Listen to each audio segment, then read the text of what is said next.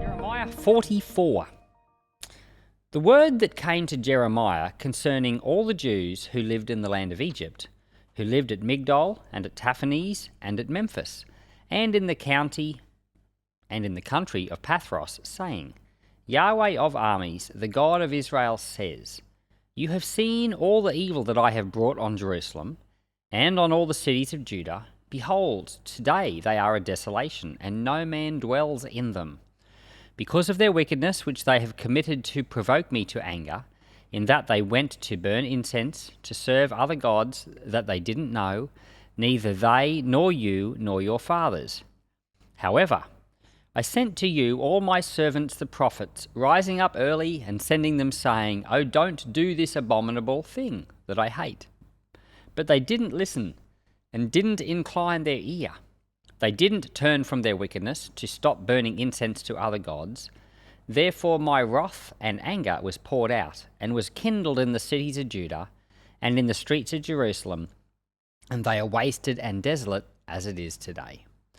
Therefore now Yahweh the God of armies, the God of Israel, says, Why do you commit great evil against your own souls, to cut off from yourselves man and woman, infant and nursing child out of the middle of Judah, to leave yourself no one remaining, in that you provoke me to anger with the works of your hands, burning incense to other gods in the land of Egypt, where you have gone to live, that you may be cut off, and that you may be a curse and a reproach among all the nations of the earth?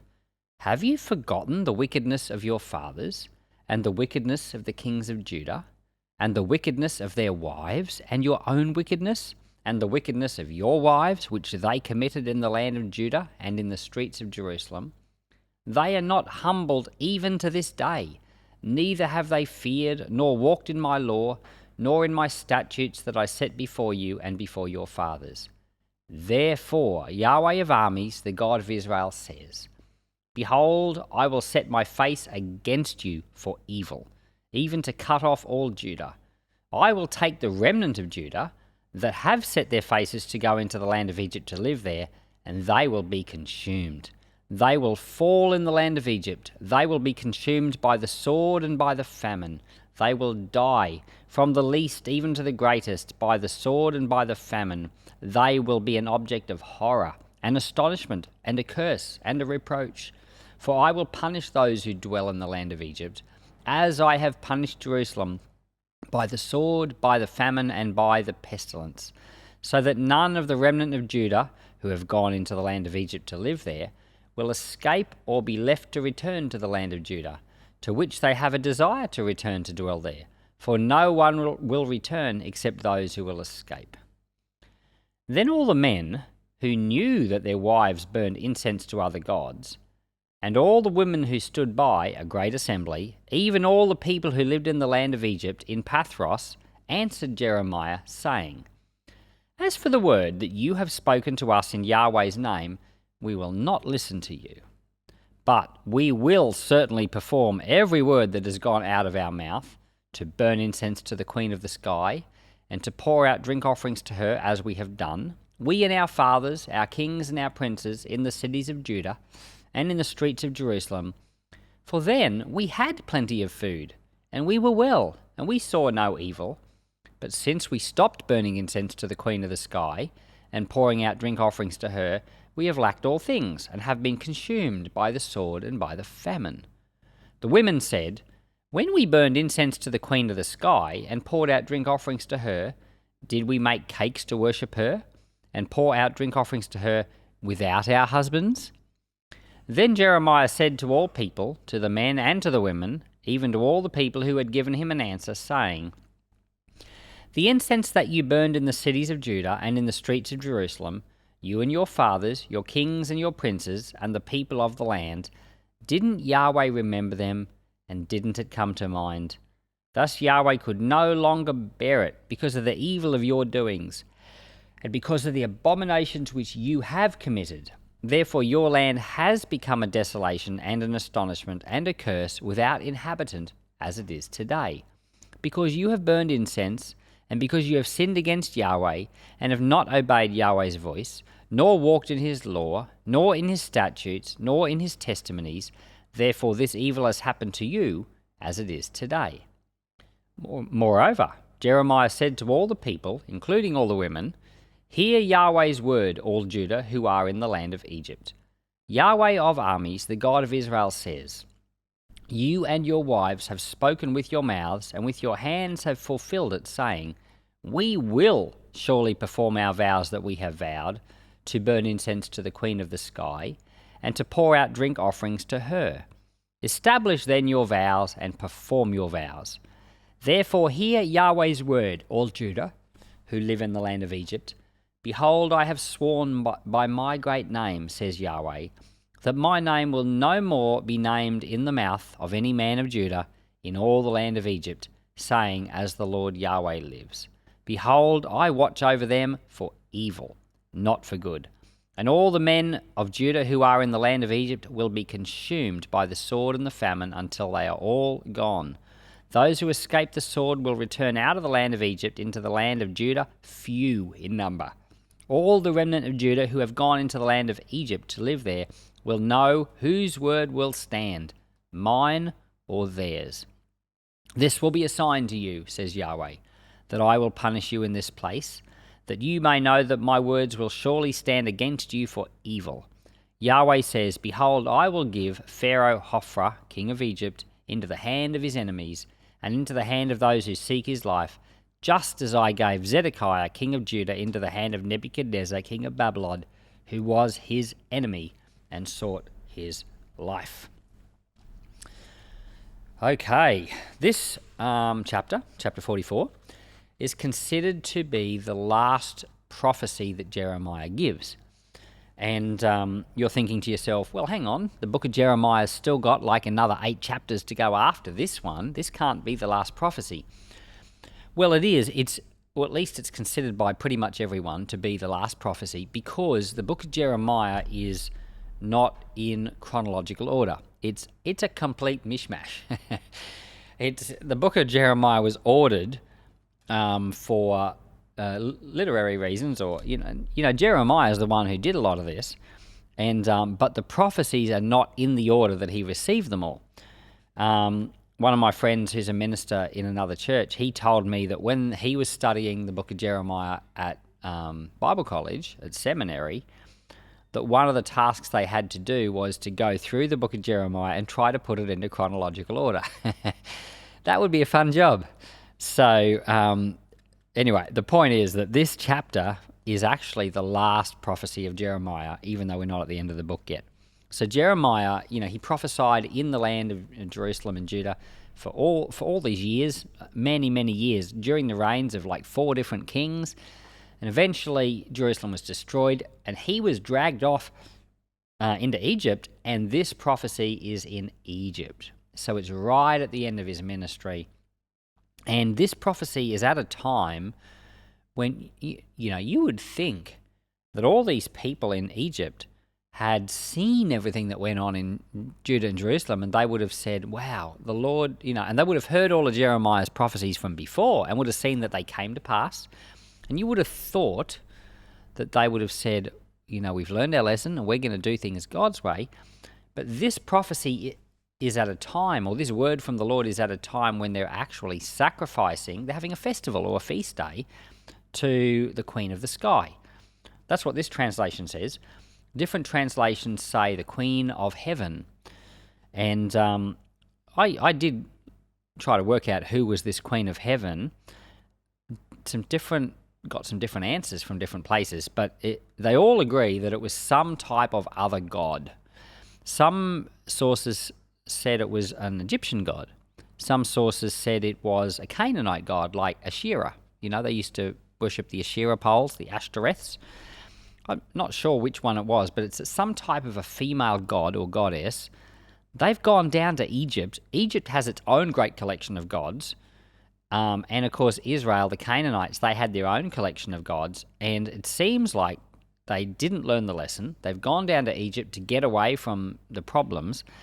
And then Jeremiah turns up and says, didn't you learn the lesson? Look at what's gone on in Jerusalem. It's desolate. Like, God brought the sword against that to punish them.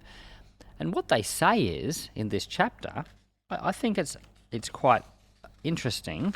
Go find the spot. They say to Jeremiah, we're not going to listen to you. We are going to fulfill our vows. And then in verse 19, they say to Jeremiah, when we burned incense to the queen, they basically say, where is it? They say, as for the word you have spoken to us, we will not listen to you. That was verse 16. Verse 17, we will certainly perform every word that we say out of our own mouths. In other words, what we want to do is going to trump what God says. And then they said in verse 18, since we stopped burning incense to the Queen of Sky, we've been consumed by all these things. So in their minds, they tried a little experiment. When they were back in Jerusalem, they must have heard what Jeremiah or other people like him was saying, that worshipping these other gods was no good, and they must have decided to stop worshipping them as a little test. It says, but since we stopped burning incense to the Queen of the Sky, in other words, there was a period when they stopped doing something to see if all their problems would go away, but all their problems didn't go away. So their attitude is, well, obviously, whatever God says doesn't count. We're going to get right on in and keep on doing what we were doing before, because clearly, it didn't work. Well, I have met people like this, and they treat God like he's a science experiment. And what they really want in their heart is to do things their own way. Their heart is really not for God at all. And so you might say to someone, why don't you give the Lord a go? Why don't you come to church? And they say, oh, I tried that. So I went to church for a few weeks and my life was no better off. So I'm not going anymore. They treat God like he's not even a real person. They treat his word like it's not real at all, and the things that God has to say are not at all important. And so they might do something that God says as a type of an experiment. I've met people and I've said to them, why don't you pray about your problems? And they said, oh, I said a prayer once, it made no difference. So they're thinking of prayer as like a magic formula. You say the words, oh, that didn't work. Oh, well, I'm not doing that again. And they don't realize that, no, prayer isn't a magic formula. Prayer is talking to God. God is the creator of all things. He's a real being. So that they're failing to take into account who God is, and that prayer is communing with him. It's taking him seriously.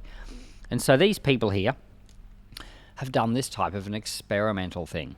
They have temporarily stopped offering sacrifices to the Queen of the Sky when they were back in Jerusalem.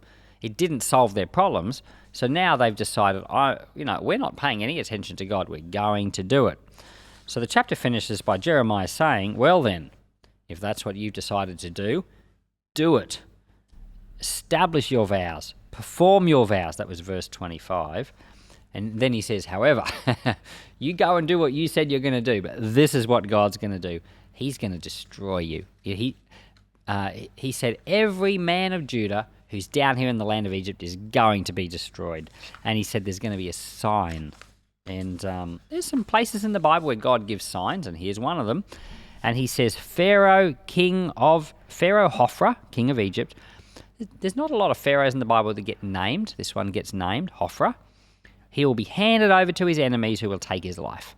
Just like Zedekiah, the king of Jerusalem, was handed over to his enemies.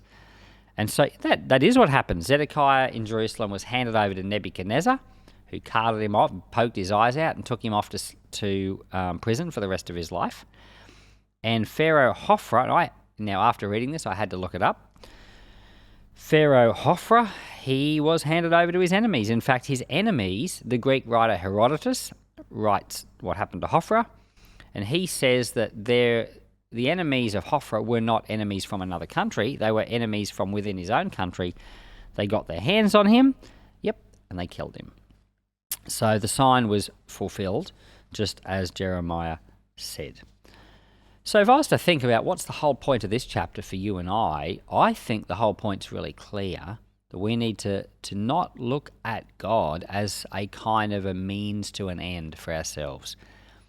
The word of God came against these Jews in Egypt, that they were looking at God like a means to an end. And when they tried their little experiment and they didn't get what they wanted from God, they gave up on him, and then they ended up doing what they wanted. And so we as Christians have to make sure that we're walking with the Lord, but we're not seeing him as like a tool to get ahead in life. Or we're not seeing him as just like a temporary, sometimes Christians look at him as like something we'll try out temporarily. And if you're thinking of God as that, like something you're just giving a go to see if it works, you're approaching him in the entirely wrong manner. And God knows, and God won't come to the party. It's like when your kids come home from school. I don't know if you might not be old enough to have children, but they come home and they've learnt some little kind of a thing, a little trick. One of the tricks that they get at school is this thing where they go smell the cheese. And, you bend out, the fist is the cheese. You bend down to smell the cheese, and then they punch you in the face. So, my kids come home from school and they say, smell the cheese. And you go, I'm not playing in that game because I know what's going to happen. And there are some games that God doesn't play in either. And if people treat him just like an experiment, well, God knows the sincerity isn't there, and he often won't play that game. So it doesn't work. So if you're treating the Lord like that, that's the reason why it's not working. You need to come to the Lord with a much more sincere manner. And if you do, the Bible says if you seek him, you will find him. Lord, I want to thank you for Jeremiah 44. And Lord, I pray that you would deliver us from, seeking after you in a shallow manner. Help us to find the depths of Jesus Christ. Help our love for you to greatly increase. Build the church, I pray. Amen.